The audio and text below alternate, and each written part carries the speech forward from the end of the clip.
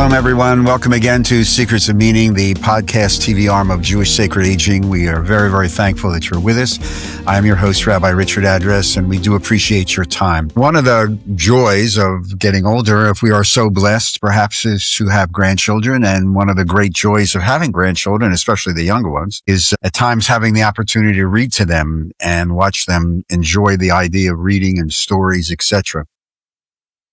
We're going to follow up a little bit of that theme today, as we did a couple of months ago, and welcome Rabbi Michael Zedek to Secrets of Meaning. Michael is the Rabbi Emeritus of two congregations, not just one, but a couple of congregations. But two. B'nai Yehuda in Kansas City and Emmanuel in Chicago, but also now serves as the Rabbi in Residence at St. Paul's School of Theology, I guess in Chicago, right, Michael? No, it's in two campuses. One is in a suburb of Kansas City, Missouri, and the other is in Oklahoma City.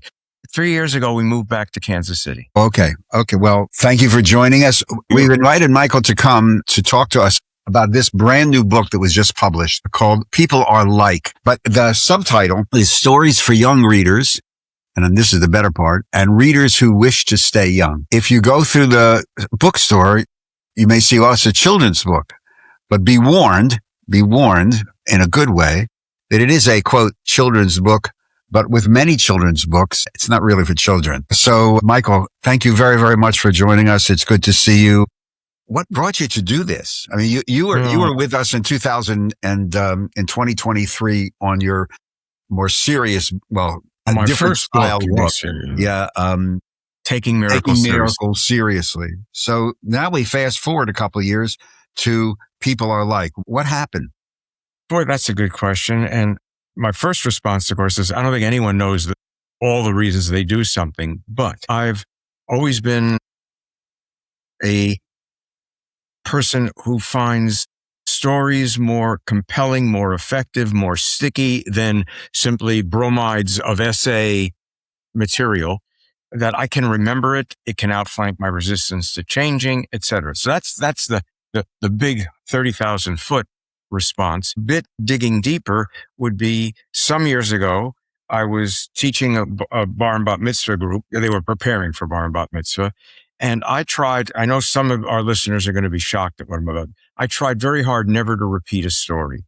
If I did, I would say, some of you may remember, the desperate effort to get the folks on my side, right? But I was finishing the class with a story about a rabbi you may recall from the Talmud, Rabbi Nathan. He's only mentioned twice, so he's not exactly the most important sage. They're debating in the academy whether we should go to the gladiatorial combats of ancient Rome or not. And of course, the majority says must stay away from such brutality. Rabbi Nathan, for the first time, opens his mouth and says, we've got to go. And they say, with some anger, Mahat Siba, what's your reasoning? And he says, well, when the crowd shouts for the blood of the defeated gladiator and goes thumbs down, your job is to shout thumbs up. And I thought that what a great job description, right? But the thing that was fascinating, I had used that as the conclusion of a Yom Kippur morning sermon 4 years earlier. These kids were 8 and maybe 9 years old. And a whole bunch of them said, oh, I remember when you used that. They had no business even listening at that point, right? In short, it taught me something about the capacity of a story to be remembered. Some of our listeners will, I think, undoubtedly know the rock group, of which I'm not terribly familiar, called Wilco. Jeff Tweedy is the lead singer of that group. His son, he has two sons. Well, one of his sons, Spencer, was one of the most remarkable students I ever worked with. And I would teach with stories. And he said, Rabbi, you should write these into a book. And that started to plant the seed that led to what we now have as a book. And one of the wonderful footnotes, I'll stop, is somebody supplied the cost of printing so that proceeds go to benefit scholarships for needy kids. No one's going to make any royalties off of this. It'll all be scholarship aid. And all of the stories, I believe, convey empathy and compassion. Matters in very short supply. So one of the things that's reading through this, I was thinking, how would a colleague, and we do have colleagues and educators and synagogue leaders who tune in every once in a while to Secrets of Meaning, use this. And it occurred to me, this would be a wonderful vehicle for a congregation who does like a family retreat, family weekend. Wow. Yeah. something like that, or even a special story in religious school for elementary school kids to break the monotony, or studying prayers, etc. for the test for the bar mitzvah, because they are modern. They're midrash. This is you talking Essentially, about, that's a fair way of describing them. And just say a word before I wanted to start asking you about some of the stories. Say a word about these very, very beautiful The illustrations. Isabel Tejada, with a lot more names after that, is the illustrator. And to my mind, the illustration is just wonderful, whimsical, magical. Yes, they are.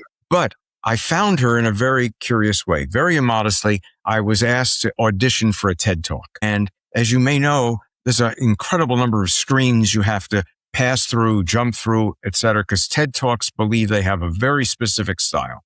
My first screen said, send me a tape of, or not a tape, and a recording. We don't do tapes anymore, right? A recording of what you want to say.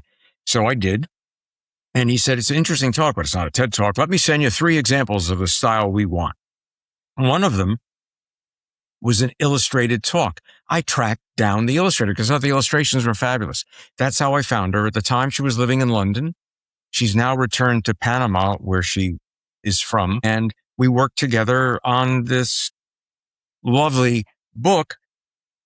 And the publisher said, it's expensive to print a children's book. What you gave me, I want you to add some stories. So it's now 40 pages. And I had to come up with some additional stories from my extensive repertoire. Each story has a moral. You will finish it, and there's a lesson in there, just in many ways like a midrash. So, and each stands alone. Mm-hmm. They're not sequential. They stand on their own 2 feet. And you raise real issues of contemporary challenges, morality, ethics. So, for example, that story, Catch Me If You Can, the concept of choosing happiness. Yeah. I've talked to classes about the American myth of being happy. You have to be happy. And when I read that story, I said, wow, this would be a great story to teach this lesson of why do we need to buy into everybody has to be happy, as opposed to taking moments in life of joy, celebrating the joy. Talk to me a little bit about Catch Me If You Can. Sure. That story originally was very simple. And then an editor said, you got to elaborate. And so we elaborated. But the bottom line is a young pup and an older dog are having a conversation, because after all, it's not in just Disney that animals talk. No, I know that. And the young pup says, I've discovered the secret of happiness is in my tail. The only problem is no matter how much I chase it, I can't catch it. The older, more veteran animal says, you're absolutely right. The secret of happiness is in your tail. But I've learned if you leave it alone, it often follows after you. And to unpack it the way I would have is, happiness is a dividend of living a life that makes a difference, so that the young pup learns that sharing is a way to get joy, as you put it, which is far more substantive than just the momentary thing of happiness. Right. And by the way, if the goal is happiness, we're all going to end up being very cynical, because nobody gets out of this stuff happy. Right. So just that little way you described it, you have this wonderful little, quote, sermon, really midrash. But, for example, I was just riffing on this idea of a family retreat and having just kids. By the way, I think that's a great idea. I hadn't even thought of it. Talking about, because you've done enough wedding counseling and stuff, and you'll have the in-laws say, well, as long as they're happy.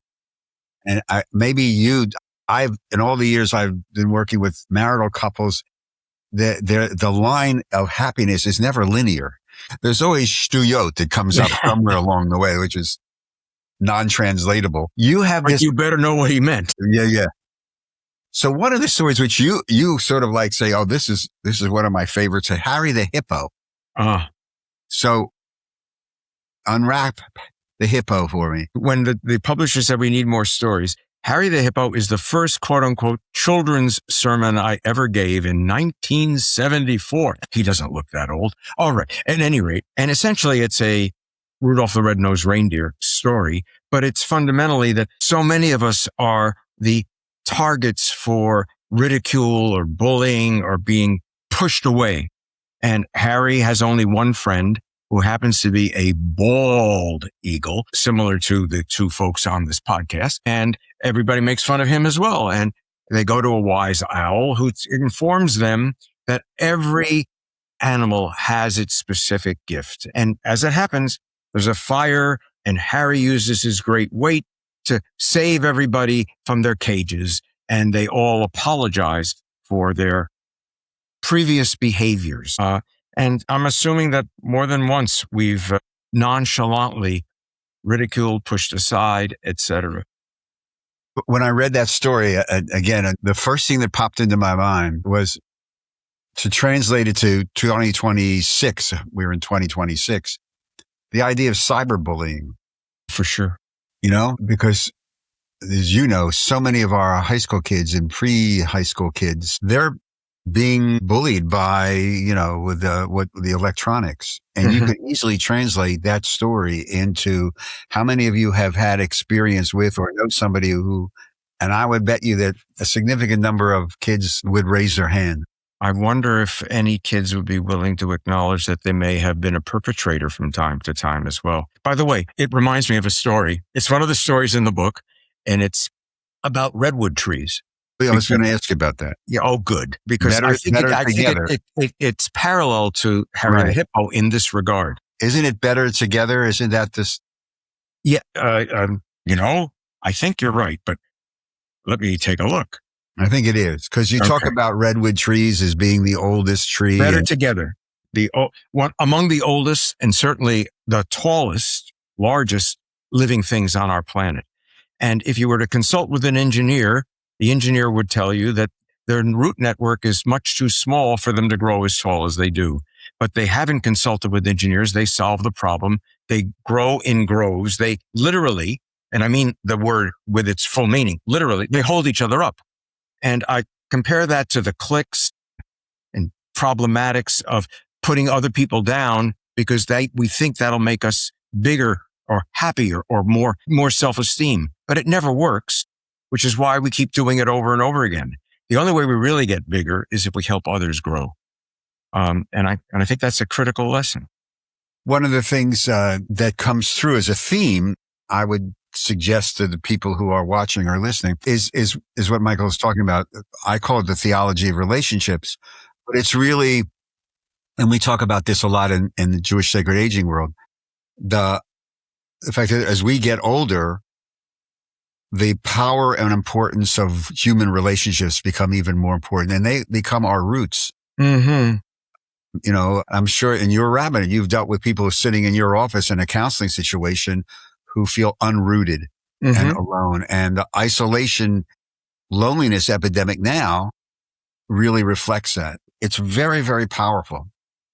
You have two stories that I bookmarked as sort of like go together. One of them is A Reason to Be Late and A Diamond in the Rough, the lemonades out of lemons.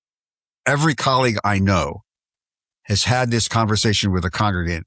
Every mental health professional, counselor, parent of an adult child who is dealing with issues eventually says the statement that you write on page 19, which says, as much as we like to, we don't always know how to fix someone else's problem. Mm-hmm. That doesn't mean we can't help. Mm-hmm. That's from A Reason to Be Late. Yeah. Talk to me about a quick summary of the story.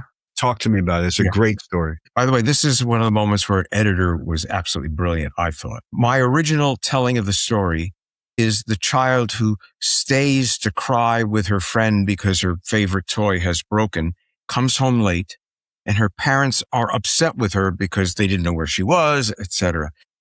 The editor said, why don't you make them proud of her for saying, even though all she could do was comfort her friend, not fix the problem. And I thought, wow, what is that saying about my history and how right she is? I don't remember the name of the novel anymore because I don't remember titles. But this novel is set in an insane asylum, and over the entry to the insane asylum is written, to cure sometimes, to comfort often, to care always. And the way that is integrated into me is once in a while, I have the fix. I know what to do to make it all right, but not very often. more often than I can cure, I can offer comfort. But there are times when that isn't available either, but I can care always. I hope it's the way I guide my life. I want to be guilty of caring too much rather than caring too little. And that's what that young girl in that story does. Now, ironically, Betsy and Susan happen to be the names of my daughters. So what the heck? How do you translate some of these stories, and do you use them in your work with St. Paul? Well, in general, I offer stories as a way of saying, okay, the course I taught last semester was Genesis as a Rabbi Sees It. And clearly got a lot of story material right then and there. Yeah, it's a handbook for a dysfunction. How might some of these items be clarified? So one example that immediately leaps to mind. When Sarah says to Abraham, throw that kid out. And the text says, God says, listen to Sarah. Unfortunately, Abraham thinks that means do what she says, as opposed to listen to her. Her heart hurts. Can we address that rather than what he does, demonstrating once again what a terrible family man he is? He throws the kid and Hagar out with one skin of water and a loaf of bread. What kind of man is this? So for me, that in and of itself is a critical story. Are there moments when we are failing to listen, failing to hear? And I think some of these stories suggest, are there moments when we can listen more clearly to what is being said and what is not being said as well? In fact, the last story in the book, which may be the most controversial, because I do bring in the word God, Inside Out, the Inside Out story? Yeah. That's based on a true story. And I think it fits Genesis precisely in this regard, because after all, Genesis makes this outrageous claim that human beings are created in the image of God. So, true story. I'm walking out after a family service, and as you already indicated, the dirty little secret of family services is the clergy are pretending they're talking to the kids. They're really speaking to the adults. Right. And this little 4 or 5-year-old girl, using her outdoor voice in the sanctuary, said, "Mommy, the rabbi confused me." And I thought, oh no. What's going to happen next is the mommy's going to say, "Honey, what are you worried? He confuses everyone." Instead, this is not the way the story is told in the book. But then the mommy said, "Why is that?" And the little girl said, "Well, Mommy, the rabbi said God is bigger than we are." Actually, she said God is bigger than us, but I used to teach English before I became a rabbi. She should have said than we are. And wherever any of the listeners may be about God, the universe is clearly bigger than we are. And the mommy said, "That's right, honey. God is bigger than we are." And then the little girl said, "But Mommy, the rabbi said there's a part of God in every one of us." And that is the chutzpahdik, the outrageous, wonderful claim of the Hebrew Bible and what we brought to the world. And the mommy said, "That's right, honey. God, there's a part of God in every one of us." And then the best theological statement I've ever heard, which fits into the comment you made about relationships. She said, "Mommy, if God is bigger than us and God lives in us, wouldn't God show through?"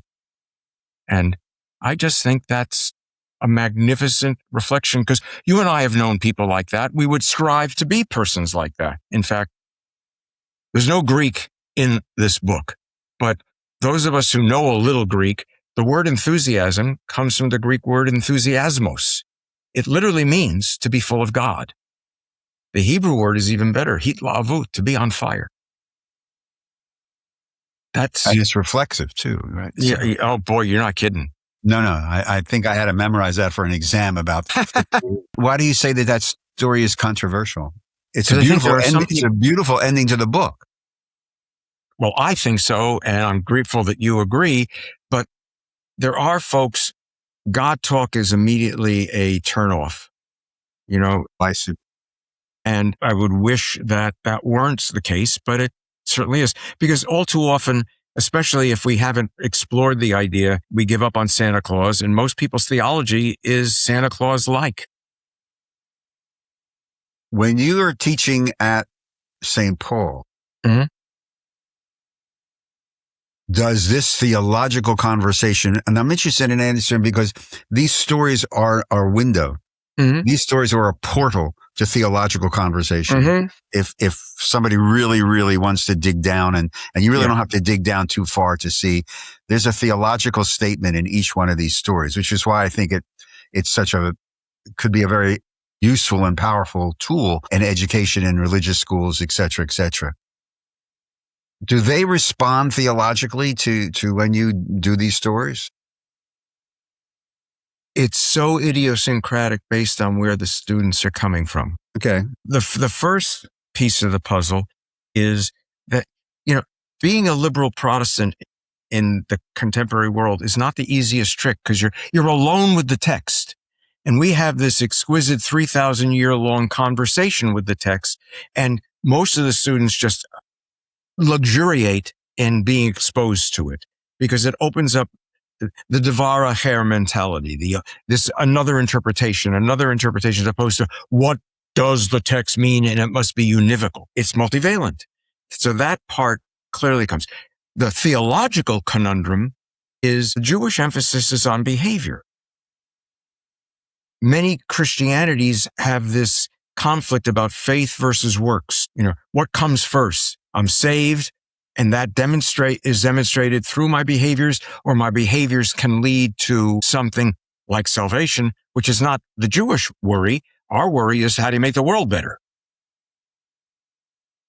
I love to, on one foot and all to simplify, I tend to think of Christianities as Jewish ethics at its best combined with Greek philosophy at its worst. Because it's the Greek philosophy that introduces the dualism, soul pure, body corrupt. That's not a Jewish idea at all. No. It's when we do the sessions on medicine in Judaism, people are very happy to learn that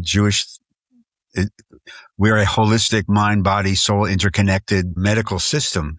And I think that opens some doors for people to think in nuance and differently, especially because one of the wonderful things about teaching at a United Methodist seminary is I don't have to convince the people they need some stuff. They already know they want it. You talk about, the different types of people and everything, and you're very, very, the lead off batter in the storybook, prickly problems. Yes. And prickly people who have defense mechanism against truth and et cetera, et cetera. And intimacy, especially. Why that story first? I'm not sure I know why it's first, except it's one of my favorites. Okay. And well, I wanted to hit, that's a good reason. I wanted to hit the drum loudly, but there's a backstory to that story that I find especially intriguing. You and I may be among the few who remember the 19th century German philosopher Arthur Schopenhauer. Yeah. We used to play. I remember Schopenhauer. It's like I remember Mama from the 1950s. What a wonderful reflection that is. No, let's move on. I remember Mom. Go back to Schopenhauer. Okay. So Schopenhauer may be the only consistently remarkable hater of Judaism in history. Didn't dislike Jews. He hated Judaism because Judaism suggests that human beings can make the world better. In his time, the Bhagavad Gita had become available in Europe, and he was enamored of its pessimism. It's what is what is, as opposed to Judaism's introduction of there's a difference between the world as it is and the world as it should be. He despised Judaism for that. He says human beings are like porcupines. It's cold out there. We try to come together for warmth. The quills get in the way, back and forth, until we decide to live not too close and not too far. And my suggestion is I turned it upside down.